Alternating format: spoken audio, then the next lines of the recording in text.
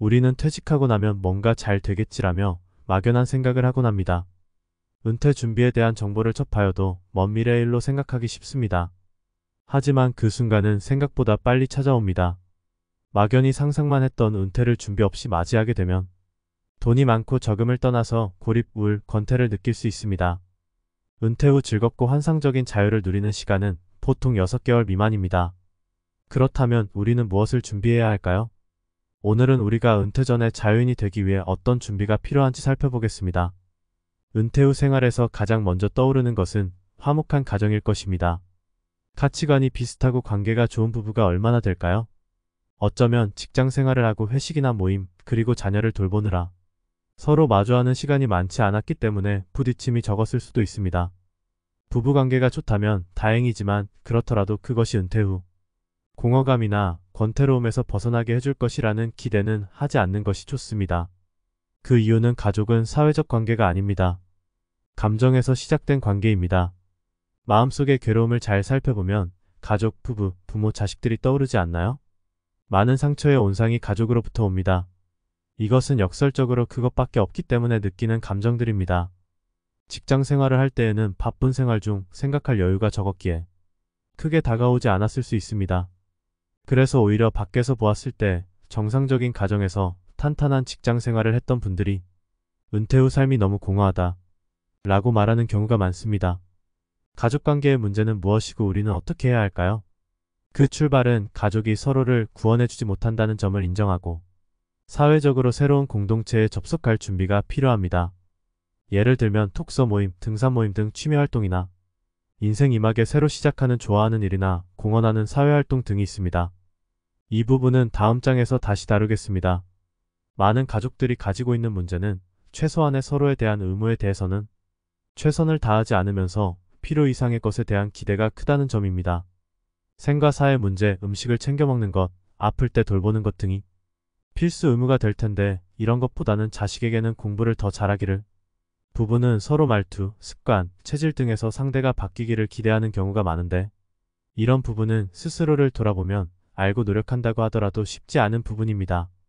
사랑과 가족이라는 이름으로 자신의 욕망을 강요하면서 서로 충돌이 일어나면서 싸움으로 번지게 되는 경우가 많죠.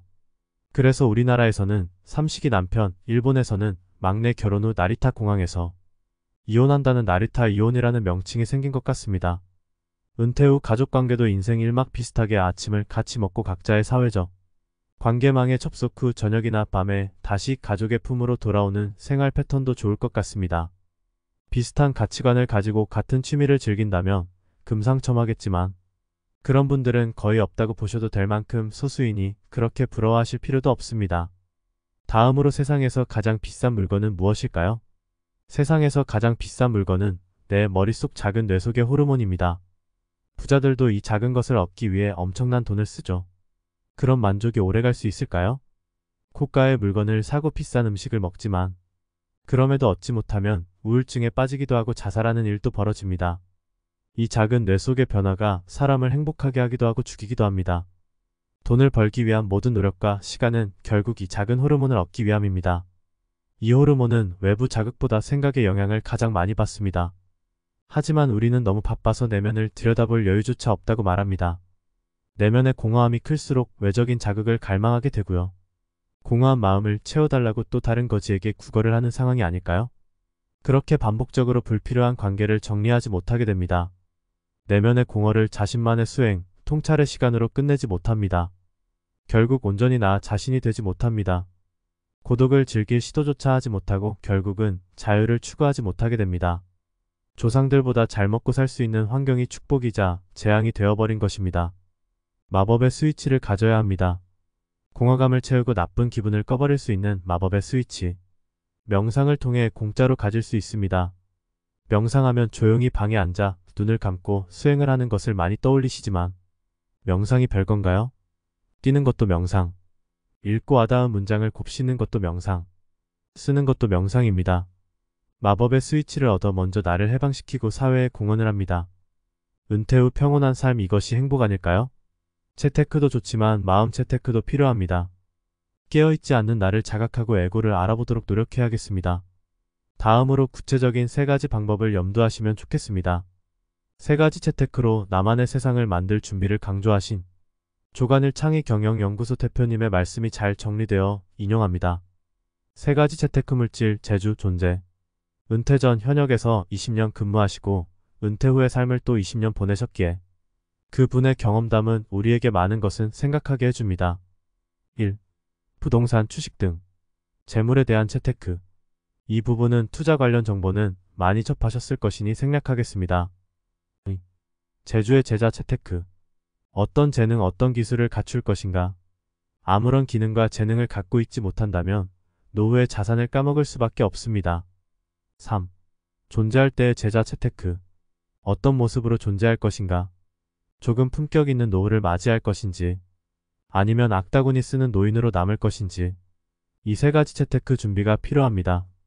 1번은 40대, 50대 때 잘 생각해 두어야 합니다. 지금 해외여행 다니고 즐기는 것은 좋지만 노후 준비가 되지 않은 상태에서 그렇게 하면 노후에 대한 대비 없이 인생을 즐기다 보면 그야말로 인생을 망칠 수 있습니다. 2번, 여러분은 어떤 재능을 가지고 100세까지 일거리를 만들어 나갈 것인가? 3번째는 어떻게 하면 좀 더 품격 있는 노인네, 꼰대가 아닌 새로운 생각과 발상을 가지고 있는 젊은 노인네가 될 것인지 이 3가지에 대하여 전략을 잘 짜셔야 한다고 생각합니다. 마지막으로 데니얼 카네만이 말하는 행복에 대하여 살펴보고 마치겠습니다. 그는 행복과 관련한 한 가지 실험을 소개했었는데요. 그것은 5분짜리 음악을 듣는 것이었습니다. 실험 대상자들은 음악을 들으며 행복감에 빠집니다. 그런데 마지막 5초에 찌지직 파열음이 나와 기분을 망쳤습니다. 그들은 그 음악을 들은 후 행복했었다고 생각하게 될까요? 행복감에 빠진 시간은 4분 55초이고 기분을 망친 시간 5초입니다. 행복의 총량으로 접근하면 5초를 제외한 시간은 행복했었겠죠. 하지만 그들이 기억하는 행복은 마지막 5초가 결정을 해버렸습니다. 즐겁게 음악을 감상했던 4분 55초의 기억은 즉시 사라졌으니까요. 이렇게 행복은 순간적인 경험이며 곧 사라지는 감정이고 만족은 긴 시간 동안 자신이 바라는 종류의 삶을 향해 노력하며 삶의 목적을 달성함으로써 얻어지는 감정입니다. 즉, 우리가 항상 해왔던 사회적 목표를 이루고 타인의 기대를 만족시키는 것과 같은 사회적 지표와 크게 관련되어 있죠. 카네만은 두 감정 중 하나만을 추구하는 것은 다른 하나를 누리지 못하게 만들 수 있다고 말합니다. 여러 가지 사실로 볼 때 나는 사람들이 그렇게 행복을 원하지 않는다고 생각합니다. 행복은 사람들이 원하는 것이 아닙니다. 사람들은 행복이 아니라 만족감을 원합니다. 이는 행복을 추구하는 것과는 전혀 다른 삶을 살게 만듭니다. 인생 1막을 만족을 위해 달려오셨다면 이제 다가올 인생 2막은 행복을 준비하시는 것이 어떨까요? 여러분의 인생 2막을 응원합니다. 구독과 좋아요는 영상 제작에 큰 힘이 됩니다. 감사합니다.